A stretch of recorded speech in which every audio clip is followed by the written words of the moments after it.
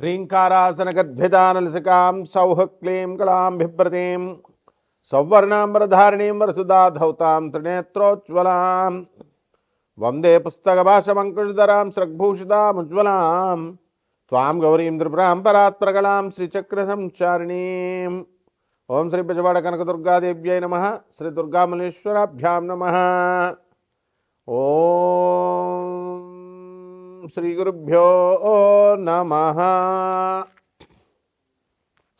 మనకి గోలోకం వెళ్ళలేం. శ్రీకృష్ణ పరమాత్మని రాధాదేవిని అక్కడ మనం చూడలేం. కొన్ని కోట్ల సంవత్సరాల తపస్సు చేసినా సరే గోలోకం వెళ్ళలేం మనం. అలాగే బ్రహ్మలోకం వెళ్ళి బ్రహ్మదేవుని కలవలేం. మరి విష్ణులోకం వెళ్ళి వైకుంఠం వెళ్ళి విష్ణువుని కలవలేం. కైలాసం వెళ్ళి శివుణ్ణి కలవలేం. అందుకని ఇక్కడున్న అమెరికాకి వెళ్ళాలంటేనే బోల్డ్ డబ్బు, బోల్డ్ వ్యవహారం, 24 గంటల విమాన ప్రయాణం. విమానం ఉంది కాబట్టి, విమానం లేకపోతే ఎలా వెళ్తాం? అసలు వెళ్ళలేం కదా. ఆ విధంగా ఈ యొక్క బ్రహ్మ పదార్థాన్ని అంటే దేవుణ్ణి, ఆ భగవంతుడు గురువు కాబట్టి మనం కలవలేము ఆయన్ని. అందువలన గురు రూపములో ఆయన మనకి భూమి మీదకి శ్రీకృష్ణ పరమాత్మగా అవతరించాడు. రాముడిగా మనకి అయోధ్యలో పుట్టాడు. శ్రీకృష్ణుడిగా మనకి మధురలో పుట్టాడు, గోకులంలో పెరిగాడు. ఇంత క్లియర్ కట్గా మనకు అయోధ్యలో మనం గుడి కట్టుకుంటున్నాం, భక్తులు వెళ్తున్నారు, రామనామ జపం చేస్తున్నారు, ఇక్కడ కృష్ణనామ జపం చేస్తున్నాం. మనం భూమి మీదే ఉన్నటువంటి బృందావనంలో రాధాకృష్ణుల మీటింగ్ పాయింట్, లవర్స్ స్పాట్, వాళ్ళిద్దరు కూడా నిధివనంలో కలిసేవారు. ఇవన్నీ కూడా వాటికి సింబాలిక్ రిప్రజెంటేషన్స్గా మనకి ఇప్పటికి కూడా మనకి ఈ నిధివనము, ఈ బృందావనము ఇవన్నీ ఉన్నాయి.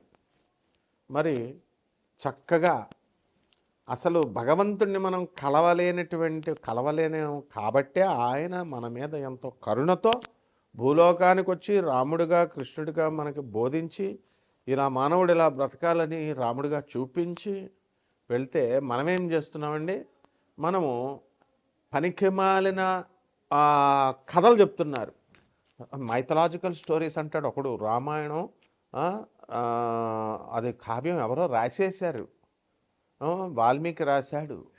లేకపోతే భాగవతం మనకి అదంతా కూడా జరగలేదు, మహాభారతం అంతా కూడా రాసేశారని ఇట్లా పనికిమాలినటువంటి విషయాలు చెప్తారు.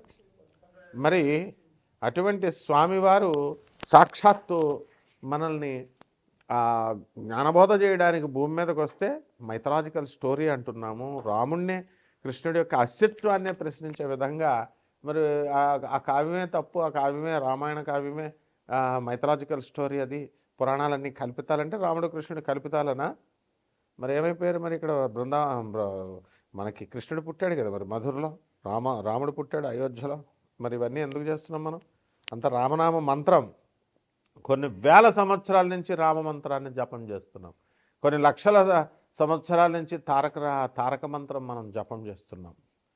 మరి మామూలు మధ్యలో వచ్చినటువంటి వాళ్ళు ఇప్పుడు వాళ్ళందరి పేర్లు మనం జపం చేస్తామా? కొద్ది కాలం ఉంటుంది, వాళ్ళది అదృశ్యమైపోతుంది. అంటే దీన్ని బట్టే మనకి అర్థమవుతుంది అన్నమాట. కాబట్టి గురుమండలం మనం సంతోషించాలి. మనతో కాంటెంపరీస్గా ఉన్నారు, మన భూమి మీద కాలు పెట్టారు. అసలు మనం బ్రహ్మలోకానికి గెంటేస్తారు, మనం రానివారు. అటువంటిది మన భూమి మీద ఆయన స్వామివారితో మనం ఉన్నాము అనే కృతజ్ఞతాభావంతో వారు చెప్పినటువంటివన్నీ కూడా నేర్చుకొని మనం ఆదర్శవంతంగా బ్రతకాలి. ఇది గురుమండల వ్యవస్థ బాగున్న వాళ్ళకి అర్థమవుతుంది. ఇక్కడ ఏంటంటే జాతక శాస్త్రంలో గురుడు శుక్రుడు ఇద్దరు కూడా మరి గురువులుగా పరిగణించబడ్డారు. గురువేమో బృహస్పతి దేవతల గురువయ్యాడు, మరి శుక్రాచార్యుల వారు రాక్షసుల గురువయ్యాడు. మొట్టమొదటిగా పాపం దేవతల గురువు కావాలనుకున్నాడు, అదృష్టం కలిసి రాలేదు.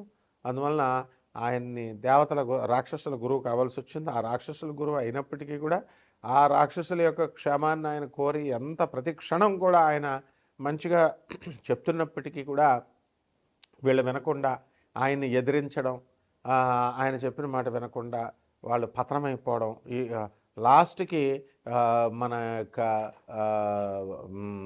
చక్రవర్తి బలి, రాక్షస చక్రవర్తి బలి కూడా అదే విధంగా అయిపోయాడు. కాబట్టి ఇదంతా మనకి గురువు యొక్క కృప ఉండాలి. ఆ బృహస్పతి కూడా శుక్రాచార్యుల వారికి నమస్కారం పెడతాడు. శుక్రాచార్యుల వారి శిష్యుడు అతను. కాబట్టి శుక్రాచార్యుల వారు ఎంత మహా మేధావి అంటే మొత్తం అసలు కనీసము విష్ణుమూర్తి కూడా చేత కూడా ఆశ్చర్యపోయేలా చేస్తాడనమాట. బలిచక్రవర్తిని ఆయన వెళ్ళొద్దు, క్షీర లక్ష్మీదేవి వెళ్ళిపోయింది, విష్ణుమూర్తి ఒంటరివాడు అయిపోయాడు, క్షీరసాగర మదనం చేయాలి, పాలసముద్రాన్ని చిలికితేనే లక్ష్మీదేవి పుట్టాలి, దానికోసం దేవతల ఒక బలం ఒక్కటే సరిపోదు, రాక్షసుల బలం కావాలి. దానికోసం ఈ నారదుల వారిని ఇంద్రుడిని పంపిస్తాడు, బృహస్పతిని పంపిస్తే బలిచక్రవర్తి రాక్షసుల రాజు దగ్గరికి పంపించి సహాయం కోరితే బలిచక్రవర్తి ఆలోచిస్తుంటే శుక్రాచార్యులు వారు చెప్తారు, మా దగ్గర సంజీవని విద్య ఉంది, మా రాక్షసులకు ఏం కాదు, చచ్చిపోయిన వాళ్ళు మేము బతికిస్తామంటే మీ దేవతల కోసమేనంటే అందుకే దేవతలకు అమృతం కావాలి, దాన్ని మేము చిరకాలి అని వాళ్ళు అంటారు. ఆ అమృతాన్ని అందరినీ పంచుతామంటారు. నమ్మొద్దు, వీళ్ళ మాటల్లో చక్రంలోకి వెళ్ళొద్దు అంటే నారదుడు ఏం చెప్తాడు, మీరు వచ్చినా రాకపోయినా మేము యక్షగంధర్వ కిన్నర కింపురుషాది శక్తుల్ని మేము వాళ్ళ యొక్క సహాయాలతో చేసేస్తాం ఏదో రకంగా, లేదా మానవ శక్తితో అంటే అప్పుడు ఏమంటాడు శుక్రాచార్యుడు, బలిచక్రవర్తి ఆలోచనలో పడిపోతే వద్దు, ఈ నారదుడు నిరంతర విష్ణునామన పారాయణ చేసేటటువంటి వాడు, ఇతని మాటల మాయాజాలంలోకి వెళ్ళొద్దు అన్నా సరే బలిచక్రవర్తి ఒప్పేసుకుంటే అప్పుడు శుక్రాచార్యుడు కోపం వచ్చి సహాయం చేయడానికి బలిచక్రవర్తి తాను చెప్పినా సరే వినకుండా ఆ దేవతలకు సహాయం చేస్తున్నాడని చెప్పి వెళ్ళిపోతే సింహాసనం దిగి వెళ్ళిపోతే అప్పుడు ఇంద్రుడు ఏం చెప్తాడు, సరే మీరు నాకు చెప్పారు కాబట్టి నేను కూడా మీకు మాట ఇస్తున్నాను, ఈ దేవతలు కొంతకాలం రాక్షసుల పాటు క్షీరసాగర మదనం జరిగేంత వరకు వాళ్ళ పట్ల ద్వేషం పెంచుకోరు అని చెప్తాడు.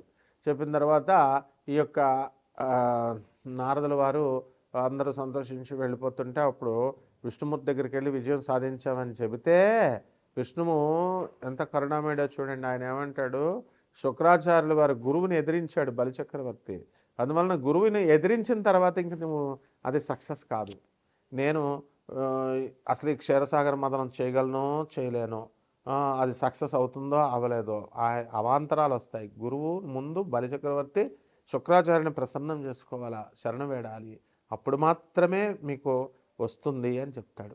చూసారా, అది గురువు యొక్క గొప్పతనం. అందువలన మనకి జాతకాల్లో ఎప్పుడైనా సరే మీకు అందరికీ కూడా ఏమండి చాలా పూజలు చేస్తాం, చాలా జపాలు చేస్తాం, హోమాలు చేస్తాం అని చెప్పినప్పుడు మీకు అందరికీ ఎందుకు రావడం లేదంటే మీరందరూ కూడా ఈ యూట్యూబుల్లో చెప్పేటటువంటి జ్యోతిష్కుల్ని, లేకపోతే పంతులు గారుల్ని, లేకపోతే వీళ్ళందరినీ ప్రవచనకారుల్ని, వీళ్ళని గురువులు అనుకుంటున్నారు.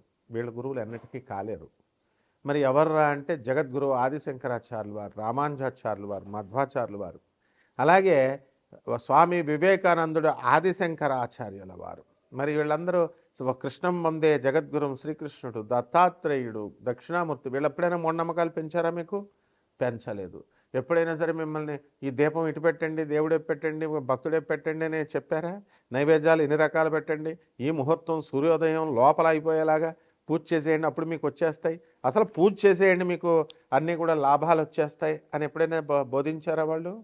నీ యొక్క సోల్ గురించే చెప్తారు. నీ ఆత్మ పరమాత్మలో కలవాలి, ఇద్దరికీ కూడా తేడా లేదు, నువ్వే పరమాత్మవి, నిన్ను నువ్వు తెలుసుకో, భగవంతుడిని తెలుసుకో, అంతేగాని భగవంతుని చూడడానికి ప్రయత్నించకు, చూడలేవు అని చెప్పారు.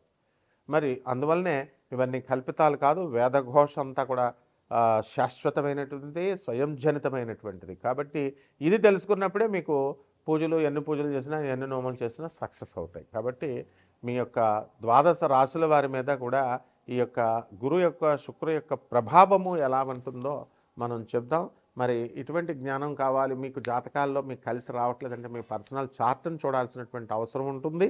కాబట్టి మీ డేట్ ఆఫ్ బర్త్ని, టైంని, ప్లేస్ ఆఫ్ బర్త్ని కూడా మీరందరూ కూడా వాట్సాప్ ద్వారా మాకు పంపించాలి. అంతేగాని ఊరికనే ఫోన్లు చేస్తే వచ్చేస్తుందమ్మా, ఫోన్ నెంబర్లు పోతాయి, మేము చూడలేం.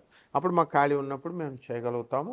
అండ్ నాన్ కమర్షియల్ బేసిస్తో మేము చెప్పడం జరుగుతుంది. కాబట్టి అమెరికన్ టెక్నాలజీ, మోడర్న్ టెక్నాలజీతో, నాసా రిపోర్ట్స్తో చూసి, లైవ్ రిపోర్ట్స్తో చూసి ఈ యొక్క ప్రాచీన జ్యోతిష శాస్త్రాన్ని మా ఆధునికమైనటువంటి మోడర్న్ ఆస్ట్రాలజీని రెండింటిని కలిపి బ్లెండ్ చేసి చెప్పడం జరుగుతుంది. కాబట్టి ఈ ద్వాదశ రాశుల వారి మీద ఈ గురు శుక్రుల యొక్క ప్రభావం ఏ విధంగా ఉంటుంది, దానివల్ల మనకి ఏ ఫలితాలు వస్తాయో మనం ఈ 2026 సంవత్సరంలో మనం తెలుసుకుందాం.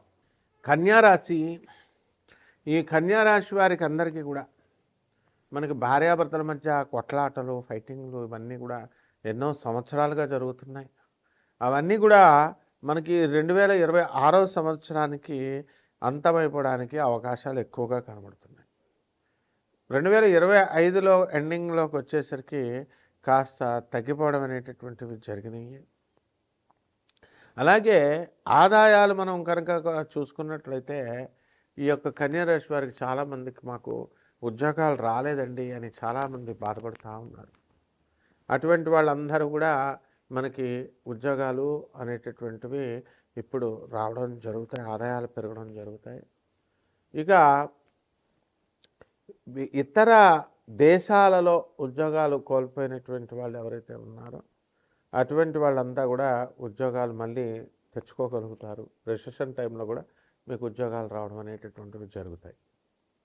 కాబట్టి ఈ యొక్క రాశి వారికి అందరికీ కూడా మనకి ఏం చేయాలండి అని అంటే అనుకున్న పనులు అన్నీ కూడా అనుకున్నట్లు ఆగస్టు నెల దాటిన తర్వాత మాత్రమే జరుగుతాయి.